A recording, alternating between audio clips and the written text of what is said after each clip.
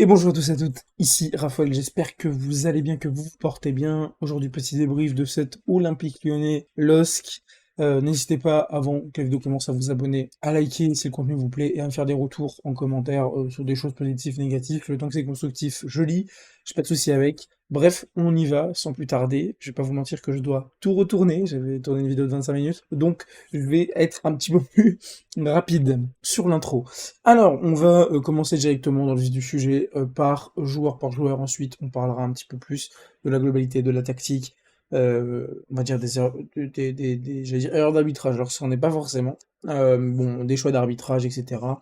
Je vais commencer par Lucas Perry qui nous a sauvé d'une énorme boulette de Niigata, merci à lui, et qui nous, on va dire, a été plutôt serein. Il s'est pris quand même quelques petites petite nouvelle transversale d'ailleurs sur coup de pied arrêté, mais dans la globalité j'ai trouvé un match très cohérent et plutôt normal, j'ai envie de dire, de Lucas Perry sans être flamboyant. Il n'y a pas énormément de tirs, il n'y a eu que 2 tirs cadrés je crois, du côté du LOSC, donc honnêtement, voilà, tir total 14 et je crois qu'il y en a 2 ou 3 cadrés, donc en fait, pour moi si en première mi-temps, tu leur offres pas 2 ou 3 occasions de but, ils en marquent 0, hein, donc voilà.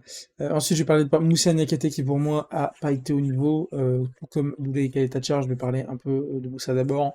Pour moi qui fait des 2 énormes erreurs, heureusement que ça ne coûte pas de but, donc si ça nous en coûte pas, je serai plus indulgent. C'est quand même pas normal d'avoir quelqu'un de pas rassurant comme ça en défense. Donc j'ai envie de dire c'est à peu près comme tout le monde en première mi-temps, hein, c'est-à-dire que ben, ils étaient absolument tous incohérents, sans intensité, avec un mental dégueulasse, et je pense avec la peur au ventre, donc vraiment pas belle mi-temps de Nakate, même deuxième pas hyper flamboyante, un peu mieux, un peu plus en réussite, mais voilà, on retiendra pas un grand match de Moussa Niakate honnêtement, tout comme de Kaletacar qui nous coûte un coup franc extrêmement bien placé et extrêmement bien tiré, parce qu'il est très difficile à tirer au premier poteau et enfermé comme ça, un angle bien fermé, qui va aller s'écraser je crois sur la transversale ou poteau, je ne sais plus, de Lucas Perry. Je suis pas sûr que Lucas Perry là, parce que pour moi il part avec peut-être une seconde de retard, ou une demi-seconde, mais en tout cas, voilà, son jeu n'est mérité, c'est pas non plus un très grand match. Après, moi entre les deux, j'ai toujours préféré Niakate, mais je trouve que c'est pas hyper complémentaire, je trouve ça beaucoup plus cohérent quand il y a une bonne Mata bizarrement, mais voilà. Ensuite, Ainsley Maitland-Niles qui pour moi fait une mi-temps absolument affreuse qui nous coûte un but. Merci à Ainsley parce que vraiment, je jure sur ma vie qu'il avait toute la vie devant lui pour la mettre correctement appuyée pour Lucas Ferry qui allait lui balancer une chandelle. On s'en fout, balançons quelque chose en avant, mais il y avait le temps en fait à la passer pour la passer à Lucas Perry, donc j'ai pas hyper bien compris pourquoi il s'est précipité comme ça, mais bon, il l'a fait. Et puis il s'est très bien rattrapé avec une superbe seconde mi-temps, honnêtement, ce contrôle orienté, très belle passe, même si elle est un petit peu en force pour Malik Fofana, qui a vraiment fait une grosse deuxième mi-temps lui aussi. Mais vraiment, Ansel Maitland-Nice, c'est vraiment en demi-teinte, mais lui en moins, c'est positif parce qu'il se rattrape. Et ça que j'oublierai pas, c'est surtout son mental, où il l'a pas lâché, et il a eu raison, parce que ça lui fait une très belle passe D, donc ça va même plus coûter, enfin lui prendre un but, donc honnêtement, voilà, je suis quand même content pour lui, parce que surtout mentalement, quand je vais retenir ça, c'est qu'il a pas lâché le match, donc assez satisfait de ça.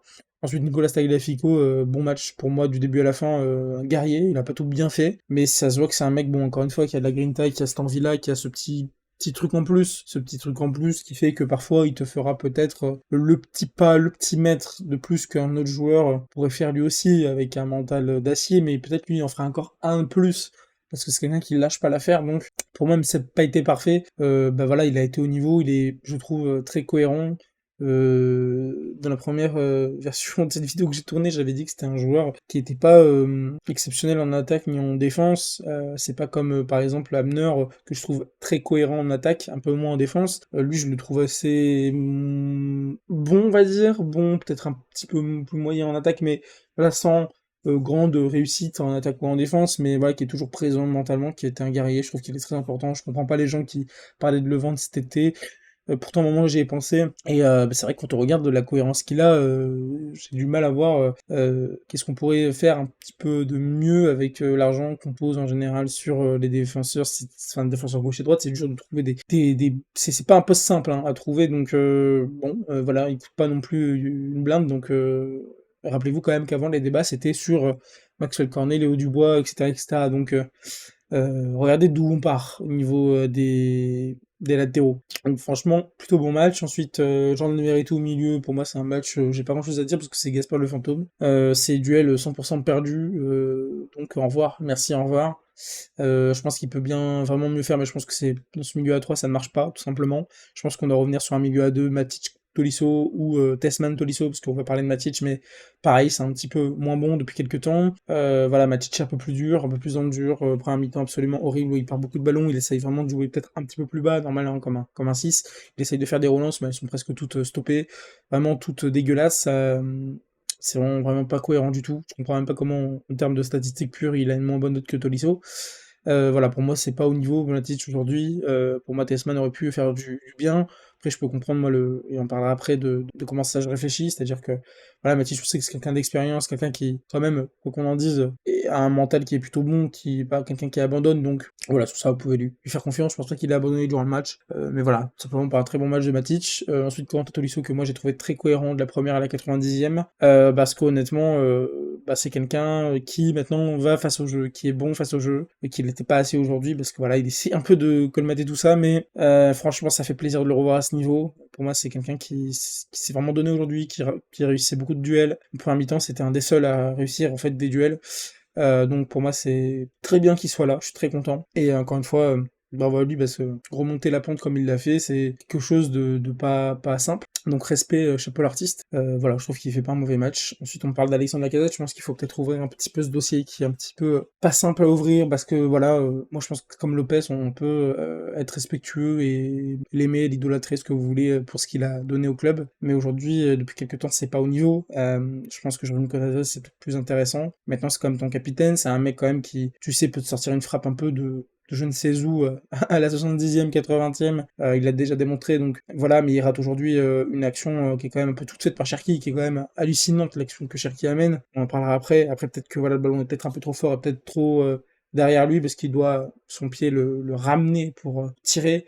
Donc voilà, peut-être ça que rien ne fait mal, mais normalement Lacazette le met, quoi. Je pense que l'année dernière il le mettait. Donc voilà, mais c'est aussi juste un déclin de niveau qui est plutôt logique avec son âge, et donc pour le moment je vais dire ça. Voilà, je vais pas dire que c'est un passage de moins bien. Je pense vraiment que c'est juste que ça sera comme ça de pire en pire entre guillemets, mais en fait il avance aussi dans l'âge et c'est de plus en plus dur d'être régulier, d'être là toutes les 90 minutes. Donc je pense que c'est à ça aussi de trouver une cohérence, une meilleure cohérence, parce que je pense que c'est assez cohérent de le faire débuter, hein, ça peut l'être, mais peut-être plus cohérent dans les changements qui sont peut-être trop tardifs au sein de la casette. Je pense qu'aujourd'hui, Bikote, s'il rentre à la 75e, 70e, c'est pas énorme. Donc voilà. Ensuite, Malik Fofana qui fait une mi-temps première qui est pas vraiment très bonne, la seconde qui est pas excellente, on a déjà vu mieux, mais par contre qui est quand même de bonne facture, avec des bons centres, des bonnes prises de profondeur, des bonnes accélérations, des jolies passes, donc très beau but. Voilà, pareil, elle était pas simple à reprendre parce qu'elle était assez forte de NC Maitland-Niles, mais honnêtement, bah, assez content,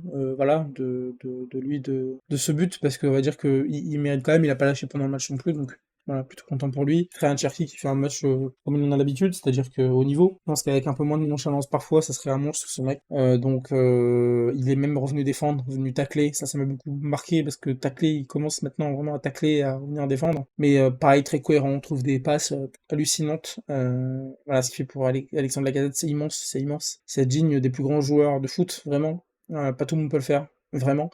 Donc c'est voilà, bravo à lui, il a fait un bon match, très cohérent. Donc en fait, moi dans la globalité, ce que je vais retenir, c'est quand même que l'OL a joué 8 tours sur 12, ça c'est une vérité.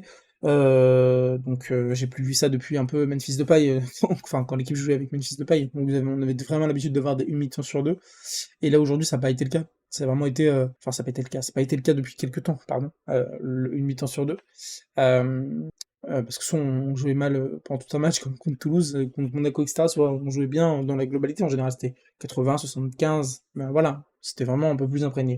Aujourd'hui c'était plus compliqué, je pense qu'on a fait 10 premières bonnes minutes, ensuite on s'est effacé pendant 35, puis on a été bon pendant 53 minutes.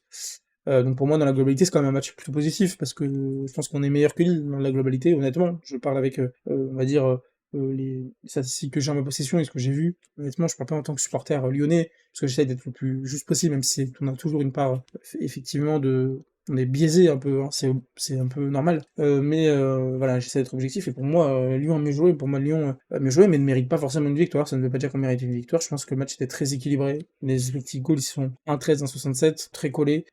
Pour moi, voilà, je pense que le match est très serré, donc on le voit, ouais, ce graphique. Première mi-temps, elle est pour Lille, deuxième, elle est pour Lyon. Et encore en première, elle est pour Lyon au début du match, comme je l'ai dit, et elle est un petit peu plus pour Lyon en première que Lille en deuxième. Voilà.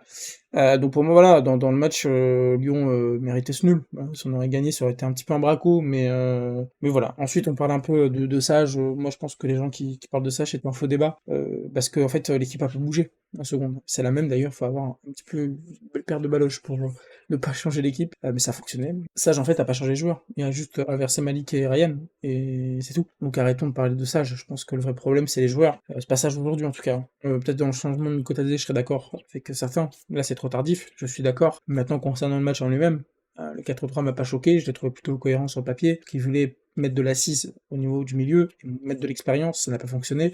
Le 4-3 a bien marché. Voilà, je pense que le 4-3 c'est peut-être la recette, un petit peu, de ce qui peut fonctionner le mieux à Lyon. Les gens qui tournent leur veste, je les vois sur Twitter, hein, qui disent que Ryan Cherki est horrible à droite et qu'après ils viennent nous dire qu'il est très bon il y a 2 semaines, je les vois. Parce que bah, en fait c'est juste pas forcément le meilleur match pour Cherki à droite, et Candice il est plus cohérent, tout simplement. Aujourd'hui, à l'instant T, contre ce genre d'équipe qui, on va dire, font assez jeu égal avec nous. Donc voilà, je pense que un Kevin était peut-être plus intelligent, mais au début du match on l'aurait pas dit. On aurait dit bon bah la compo est extrêmement logique, donc je trouve que ça j'en ai absolument rien à se reprocher, après peut-être sur le changement de Georges Mikotadze, voilà, peut-être. Sinon pour le reste c'est plutôt cohérent. Aussi parler un peu de l'arbitrage, le but refusé de Hensel Maitland-Nice, honnêtement c'est très dur à dire, je vais être honnête. Je prends pas position sur oui il y a but ou non, parce que je pense que les Lyonnais te diront il y a but, les Lillois te diront il n'y a pas but, et je pense que je suis pas sûr qu'il fasse action de jeu, honnêtement j'en suis pas sûr en fait, parce qu'il est à gauche, j'ai pas l'impression qu'il lui tienne vraiment le bras, en tout cas après nous on n'a pas les bonnes images, voilà, c'est un peu compliqué vu de la télé, mais j'ai pas l'impression qu'il vraiment lui fasse quoi que ce soit, et surtout que c'est un lucarne à droite, enfin c'est vraiment à droite, et Nkata est à gauche. Donc pour moi ça peut être jugé comme, en fait ça peut être jugé comme l'arbitre l'a fait. Et aussi, ça peut être jugé à contrario, je pense qu'en Angleterre, par exemple, ça passait, ce but passé. Je pense honnêtement que ce but passé en Angleterre, par exemple, je prends souvent l'Angleterre comme exemple, parce que pour moi, c'est vraiment là où on doit aller au niveau de l'arbitrage, c'est vraiment là où on doit atterrir, c'est l'Angleterre. Donc je sais pas, je suis assez mitigé honnêtement, j'aimerais bien une explication de l'arbitre, vraiment, ça c'est pas la première fois que je le dis, je pense que ça ferait vraiment plaisir d'avoir des arbitres qui parlent et qui nous expliquent le pourquoi du comment. Je pense que ça serait un petit peu plus intelligent pour tout le monde, que tout le monde comprenne. Donc voilà. Ensuite, je vais juste mettre un petit mot pour Genesio. Bon, dans l'attitude, c'est dégueulasse. Le mec saute de joie quand il y a ce but refusé sur quand même quelque chose qui est pas évident, hein. Et qui gueule sur Tagliafico. Tagliafico, d'ailleurs, t'as bien fait, mon bonhomme, à aller parler avec lui, à lui dire tais-toi un peu, mon pote. Là, moi, je suis pas ton joueur, je suis pas ton pote. Donc, voilà, le seul qui peut parler comme ça, Nicolas Tagliafico, c'est le coach, notre coach, Pierre Sage, à la rigueur. Mais personne d'autre peut parler, personne peut se permettre de gueuler comme ça, comme un con. On dirait Rémi Vercoute, parfois, qui est sur le banc, qui gueule comme un détraqué. Ouais, faut se calmer à un moment donné, hein, c'est bon. Donc le jaune est mérité, et Bruno Genesio, reste là à ta place, coach ton équipe, et les vaches vont garder. Voilà, je veux dire, on n'a pas élevé des cochons ensemble, comme on dit. On se calme un petit peu. Voilà, je trouve que c'est toujours un petit peu marrant de voir ces coachs-là se prendre pour ce qu'ils ne sont pas, comme le coach de la GIA qui, voilà, hein, pas été très poli non plus, donc voilà, on vous oubliera pas, parce que, voilà, surtout que toi t'as été entraîneur de chez nous, et qu'on voit bien que tu nous aimes pas trop, donc nous emmerde pas trop, s'il te plaît, reste à ta place, comme j'ai dit. Moi, Pierre Sage, j'ai jamais vu célébrer comme ça, déjà quand il y avait un hors-jeu, en tout cas je me rappelle pas, peut-être qu'il l'a fait, mais je me rappelle pas, et Pierre Sage, lui, ferme sa gueule, hein, il va jamais parler aux autres joueurs, il est toujours respectueux, consciencieux dans ce qu'il fait, voilà, sois professionnel comme lui. Sur ça, en tout cas, je pense que Pierre Sage montre l'exemple comparé à toi. Voilà, ce que j'avais à dire sur ce petit truc en parallèle. Voilà, je pense que j'ai tout dit. J'ai à peu près fait mon débrief que je voulais faire. Il est peut-être un peu plus complet sur certains points et moins sur certains autres que sur mon premier débrief. Mais voilà. Bah, merci à vous d'avoir suivi. N'hésitez pas à liker, vous abonner, pareil, toujours pareil. Voilà, j'ai beaucoup apprécié les retours que j'ai eu sur le dernier épisode, pareil. J'ai eu des retours positifs. Mon Twitter est dans la description aussi. Voilà. En vous souhaitant une très belle semaine, un très bon week-end de foot, une très belle semaine. On se revoit pour Royal Offenheim en espérant qu'on ait une victoire. Bref, merci à tous et à la prochaine. Ciao tout le monde.